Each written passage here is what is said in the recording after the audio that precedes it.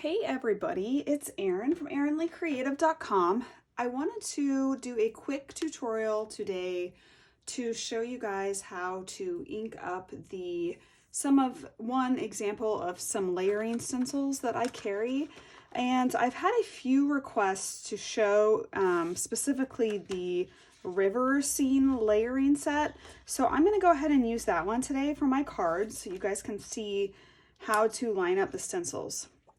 So this one, I believe, may be just a bit confusing for the consumer just because of this block looking rectangle. So this is actually layer one.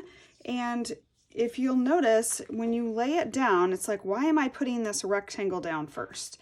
Well, let me show you why. And you can build this card with me so you can see exactly how to use the stencil set. So again, this is called the River Scene Layering Stencil Set. And today I'm going to just be pulling some distress inks because they're handy and in front of me, and I don't really feel like trying to figure out a bunch of color combos. This is just really mostly to show you how to use this stencil set. So I have broken china with me right now. So I'm going to, I need to tape down my stencil. So basically with the layering sets, you really kind of can place the stencil wherever you would like on the card base. However, you're going to want to kind of remember exactly where you laid the first layer down, if that makes sense. So for keeping this simple, I'm going to just center the first layer onto the card base like so. And I've lined it up on this bottom to the bottom of the card, and I'm going to tape that down like so. So I'm going to set these to the side. I'm going to ink up some broken china, and I'm going to just lightly start ink blending this, what looks to be a rectangle, but you'll see here in a moment that this is actually the water in the river. So I'm going to ink up the edges first, and then I will go in and ink up the inside of this big piece. So this stencil in particular has a big area to ink blend.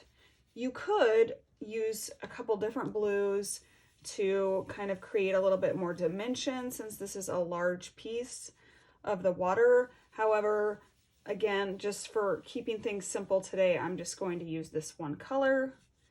I think I'm going to see what it looks like when I'm kind of done ink blending. And you don't even have to go in the center if you don't want to, because it kind of appears that, you know, you're looking at water and it's a little bit reflective.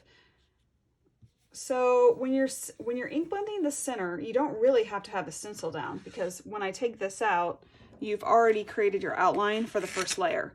So I'm going to just set that to the side, and I might just see what it looks like with another color inside of that water. So I'm going to use tumbled glass, and I'm just going to use the same ink blender brush, which probably freaks a lot of you out, but that's how I roll. So because I carry those blender brushes for a very economical price, I kind of just tend to go through them a little bit quicker because I don't take the time to label them. But I suppose if you really wanted to, if you were super organized, and sometimes I wish that I was, you could label the ink blending brushes with the color that it's made for. And since my blender brushes are so economical, you could potentially buy one for every distress color. But sometimes I like to use my Catherine Pooler inks or Simon Says stamp ink. So anywho, I kind of mix them up and tell myself that it's going to be okay. All right, so next you'll see at the bottom, this is the second layer, because you see here it says 2-2. So you're going to set that. Again, you're going to want to be towards the middle because that's where we set that last layer down. If you remember, you could, if you wanted to, you could set it to the side like that, so you're angled a little bit. Like you have options is what I'm saying, because an A2 card, you could either go on this side or centered. So it's really just up to you. And I suppose this layer, you could put it down kind of wherever because that base layer is a rectangle. So I'm gonna just scoot this over a bit. That looks good, and I'll tape it down. Okay, so this layer is sort of like grass because it is sort of the inside, not the inside, the trees and like the areas by the river. Sometimes it goes even into the river. So I'm gonna get my green brush and I'm gonna use peeled paint to start, and I think I'm gonna use also some forest moss in there to kind of darken it up a bit and give it a little bit even more dimension. So you're gonna just go right over that water from that first layer and ink up your trees and your bushes and things like that. Not sure that I'm honestly loving this peeled paint with this blue. So I think I'm gonna switch it up. Now that I've got that inside layer done, I'm gonna go to forest moss, which makes a lot of sense for this stencil set because it's the forest, sort of. So I'll take that and do some darker on the outline of it and the edges.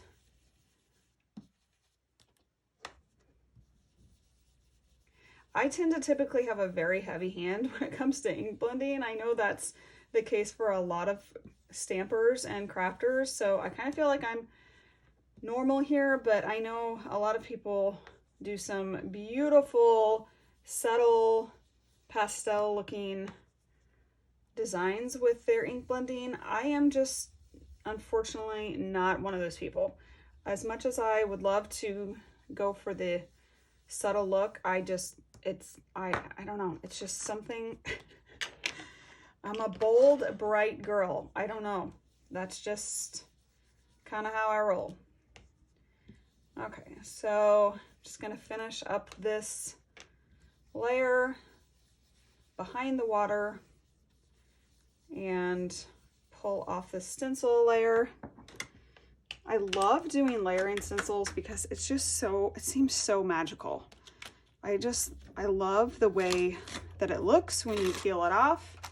Okay, so the last layer, so there's your scene in the water. So that big rectangle piece is the water, and then the trees are the second layer. And if you'd like to use the third layer,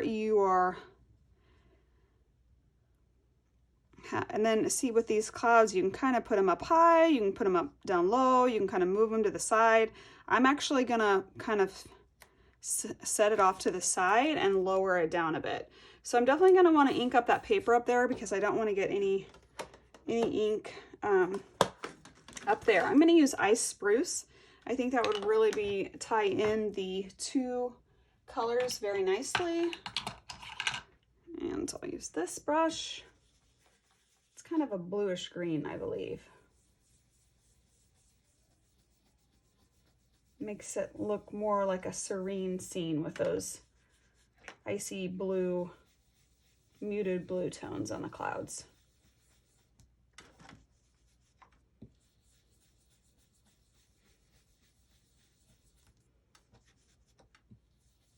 There's something underneath that stencil, and I'm really hoping that that is not ink on the card base, but if it is, we'll cover it up with a dye or something. I don't know. Okay. Nope, it was on the stencil. That's the good news. Okay, so I'm going to carefully pull off this tape. Love my stencil tape. And that's sort of the look that we have. Now, I do have other stencils that I was looking through earlier that would be really cool with this stencil set. Like, I was thinking about the Mountain Builder stencil. Let me see if I can pull that from my pile really quickly, which is maybe not actually going to be a possibility because I really need to organize my stuff a little bit more. But you could even add some birds up there in the sky. You could add mountains. You could do birds all sorts of cool things. See, like here's the mountain building scene. I was thinking you could really add like a mountain layer back there. That would be really pretty. So anyway, that's how that stencil works. And I will, at the end of this video, I will post a photo of the sentiment that I used for the stencil. See you soon. Bye.